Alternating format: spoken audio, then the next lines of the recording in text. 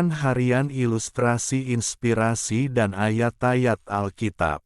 Amin untuk kemuliaan Allah. Sebab Kristus adalah, ya, bagi semua janji Allah. Itulah sebabnya oleh Dia kita mengatakan, amin untuk memuliakan Allah. 2 Korintus pukul 1:20. Janji Allah adalah penyertaan Allah bagi umat manusia dan bagi umatnya, bahkan bagi seluruh alam semesta yang bersifat kekal, dulu, sekarang, dan selama-lamanya. Bagi setiap pribadi, janji Allah adalah penyertaan seumur hidupnya. Allah memelihara, melindungi, dan memberkati umat manusia yang percaya dan berserah kepadanya. Dasar kepercayaan akan janji Allah itu adalah bahwa semua janji Allah dipenuhi secara sempurna. Dalam Kristus semua janji Allah adalah, ya, terwujud dalam seluruh kehidupan dan perkaranya. Amin, kata Ibrani, yang berarti sungguh, benar, pasti, adalah pengakuan iman bahwa doa dikabulkan oleh Allah. Amin adalah sebuah pengungkapan yang dimaksudkan untuk meneguhkan pemenuhan janji Allah sehingga itu pasti memiliki makna kemuliaan bagi Allah yang memberikan yang terbaik bagi yang percaya kepadanya. Aminkan semua yang baik dan itu akan terjadi. Sehingga hidupmu layak di hadapannya serta berkenan kepadanya dalam segala hal, dan kamu memberi buah dalam segala pekerjaan yang baik dan bertumbuh dalam pengetahuan yang benar tentang Allah. Kolose pukul 1:10. Utusan Tuhan, setia dan bertanggung jawab. Karena setiap orang yang mempunyai, kepadanya akan diberi, sehingga ia berkelimpahan. Tetapi siapa yang tidak mempunyai, apapun juga yang ada padanya akan diambil daripadanya. Matius 25:29. Talenta yang ada pada kita harus dikembangkan supaya makin bertambah atau berlipat ganda. Jika kita tidak mau mengembangkannya, tidak mau bekerja, diam saja, bersikap pasif, itu sama artinya kita tidak menghargai Tuhan sebagai pemberi talenta. Maukah kita disebut sebagai hamba-hamba Tuhan yang jahat dan tidak setia?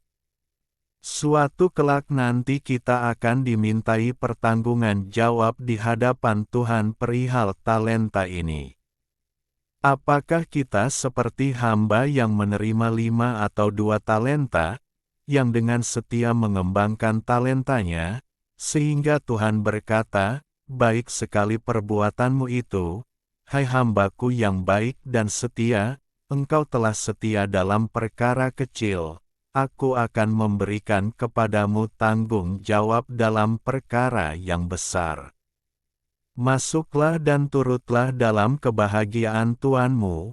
Ayat 21,23. Ataukah kita bertindak seperti hamba yang diberi 1 talenta, yang tidak setia dan tidak mau mengembangkan talenta yang ada, malahan, pergi dan menggali lubang di dalam tanah lalu menyembunyikan uang tuannya. Ayat 18. Dan inilah konsekuensi yang harus ditanggung, dan campakkanlah hamba yang tidak berguna itu ke dalam kegelapan yang paling gelap. Di sanalah akan terdapat ratap dan kertak gigi. Ayat 30. Dalam mengembangkan talenta, kita tidak perlu fokus kepada berapa besarnya hasil yang akan kita dapatkan, sebab Tuhan tidak memuji para hambanya berdasarkan jumlah hasil atau besarnya laba, melainkan Tuhan memuji sikap hati dan kesetiaan mereka dalam melakukan apa yang diperintahkannya. Meski demikian, bagi seseorang yang telah diberikan talenta lebih baik, wajib untuk menghasilkan laba yang lebih besar pula bagi Tuhan, tidak bisa tidak. Setiap utusan Tuhan kita harus belajar menjadi orang-orang setia dan bertanggung jawab terhadap apapun yang dipercayakan kepada kita. Mari kita kembangkan talenta kita semaksimal mungkin untuk hormat dan kemuliaan nama Tuhan. Setiap orang yang kepadanya banyak diberi, daripadanya akan banyak dituntut, dan kepada siapa yang banyak dipercayakan, daripadanya akan lebih banyak lagi dituntut. Lukas pukul 12:48b. Utusan Tuhan, mengembangkan talenta. Sebab hal kerajaan sorga sama seperti seorang yang mau bepergian ke luar negeri, yang memanggil hamba-hambanya dan mempercayakan hartanya kepada mereka. Matius 25:14. Dalam hal melayani pekerjaannya Tuhan tidak hanya sekadar mengutus anak-anaknya, tapi Dia juga membekali setiap orang percaya dengan talenta, untuk memperlengkapi orang-orang kudus bagi pekerjaan pelayanan, bagi pembangunan tubuh Kristus. Efesus pukul 4:12. Jadi tidak ada alasan bagi kita berkata, tidak, terhadap panggilan Tuhan. Talenta berbicara tentang banyak hal, bakat, kecakapan, keahlian, kemampuan, harta, dan sebagainya sebagai sesuatu yang Tuhan berikan dalam hidup kita. Adapun besarnya talenta dari tiap-tiap orang itu berbeda-beda, yang seorang diberikannya 5 talenta, yang seorang lagi 2 dan yang seorang lain lagi 1, masing-masing menurut kesanggupannya. Ayat 16. Dalam Perjanjian Lama talenta adalah ukuran timbangan sebesar 3.000 shikal atau kurang lebih 34 kilogram. Dalam Perjanjian Baru talenta adalah ukuran jumlah uang yang sangat besar nilainya yaitu 6.000 dinar. Dinar adalah mata uang Romawi. 1 dinar sama dengan upah pekerja harian dalam 1 hari, jadi 1 talenta sama dengan upah 6.000 hari, identik dengan upah hampir 6,5 tahun. Sesungguhnya Tuhan tidak pernah tidak memberikan talenta kepada manusia, bahkan minimal Dia akan memberikan 1 talenta kepada seseorang, yang sesungguhnya memiliki nilai yang sangat besar. Sedangkan pemberian talenta itu sendiri bukan karena kita yang memintanya kepada Tuhan, tetapi sepenuhnya adalah kewenangan Tuhan, Ia sendiri yang menentukan. Maka dari itu kita pun tidak boleh menuntut kepada Tuhan, atau membanding-bandingkan talenta yang Tuhan berikan kepada kita dengan yang Tuhan berikan kepada orang lain. Dengan demikian tiap-tiap orang sudah mendapatkan porsinya masing-masing, yang kesemuanya itu didasarkan pada kesanggupan kita. Tuhan menghendaki kita mengembangkan setiap talenta yang Dia berikan itu. Jangan sampai kita menyia-nyiakannya dengan menyimpan, serta menyembunyikannya di dalam tanah, seperti yang diperbuat oleh hamba yang menerima 1 talenta, ayat 18, padahal kita diberi waktu dan kesempatan yang sama. Sudahkah kita mengembangkan setiap talenta yang Tuhan berikan? Ilustrasi, botol tinta dan lembaran kertas. Di atas sebuah meja kerja tua, terdapat sebuah botol kaca tebal berisi cairan tinta hitam pekat. Tinta itu merasa dirinya sangat bernilai dan berkuasa. Warna cairannya pekat berkilau, dan ia tersimpan dengan sangat aman di dalam botol kaku yang kedap udara. Tinta itu memiliki satu ketakutan terbesar, ia sangat takut jika tutup botolnya dibuka. Bagi dirinya, mengalir keluar berarti kehancuran. Ia tidak mau terserap oleh lembaran-lembaran kertas kasar yang kering, terpecah menjadi garis-garis tipis, dan akhirnya mengering.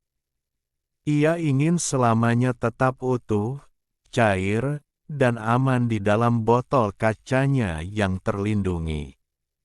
Maka, setiap kali ada pena yang mendekat ke mulut botol, ia bertahan rapat-rapat di dasar kaca. Tahun demi tahun berlalu di dalam kegelapan ruang kerja itu. Botol tersebut tidak pernah retak, tidak pernah jatuh, dan tidak pernah berkurang sedikit pun. Tinta di dalamnya merasa menang karena berhasil mempertahankan keutuhan dan kenyamanan dirinya dari dunia luar. Namun, sesuatu yang tak terduga terjadi. Karena tidak pernah diusik, tidak pernah mengalir, dan terus terkurung di dalam wadah yang sama, cairan hitam pekat itu perlahan-lahan mulai mengendap. Pigmen warnanya memisah, mengental, dan akhirnya mengeras menjadi kerak hitam yang retak dan tidak berguna di dasar botol. Ketika pemilik meja menemukan botol itu bertahun-tahun kemudian, ia mencoba mencelupkan penanya. Namun, yang tersisa hanyalah gumpalan batu tinta yang mati. Botol itu pun akhirnya dibuang ke tempat sampah, utuh, tetapi tak pernah memberi arti apapun.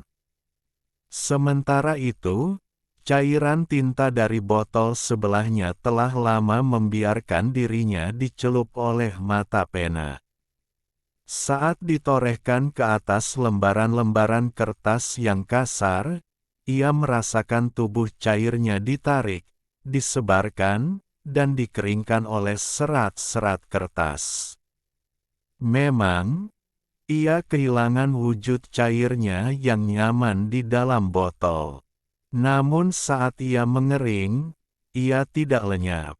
Cairan itu telah menjelma menjadi bait-bait puisi, gubahan musik, dan tulisan sejarah yang menginspirasi, memberi penghiburan, dan menghidupkan jiwa manusia dari generasi ke generasi. Dalam kehidupan ini, kita seringkali berlaku seperti tinta yang enggan keluar dari botolnya.